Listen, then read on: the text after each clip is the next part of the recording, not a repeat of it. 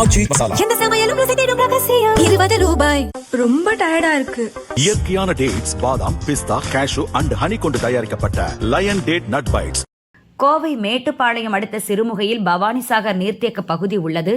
இங்குள்ள மொக்கைமேடு, இச்சிபாலி, மயில் மொக்கை பகுதிகளில் விவசாயிகள் வண்டல் மண் எடுக்க நீர்வளத்துறை அனுமதி தந்துள்ளது.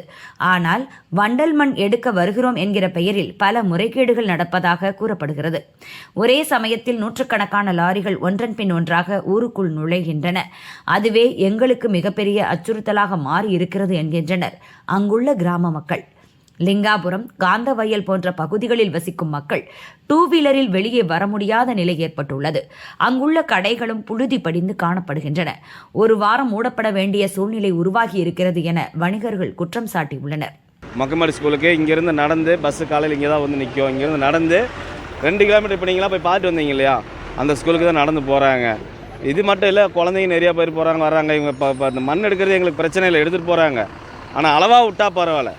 மொத்தமாக இந்த பக்கம் 10 லாரி, இந்த பக்கம் 10 லாரி. இது ஒன் வே ரோடு, நீங்களாம் பார்த்துருப்பீங்க. நீங்கள் ஓடிட்டு தானே வந்தீங்க பைக்கு. ஒன் வே ரோடு அளவாக விட்றது கிடையாது. இங்கே வந்து பார்த்தீங்கன்னா எல்லாம் மண் எடுக்கிறதுன்னு சொல்லிட்டு எங்களுக்கு ரொம்ப இது. ஆனால் ஏதோ ஒரு 2-3 உயிர் போனதுக்கப்புறம் தான் இதோட ஆக்ஷன் எடுப்பாங்க. போன தடவை இதே மாதிரி தான் பகவதி யாத்திரை ரிவேர்ஸில் விட்டு ஒரு உயிர் போச்சு. 2-3 வண்டி விட்றதும் கிடையாதுங்க. சரிங்களா, பெரும் பிரச்சனை இருக்குது. இதை கொஞ்சம் பார்த்து என்னென்னு எல்லாம் அரசு அதிகாரிகள் பார்த்து பண்ணுங்க.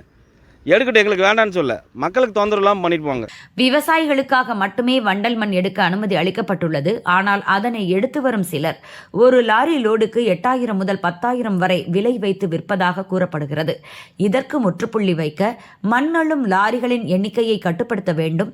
அவை எங்கே கொண்டு செல்லப்படுகிறது என்பதை கண்காணிக்க வேண்டும் என்கின்றனர் ஆர்வலர்கள்.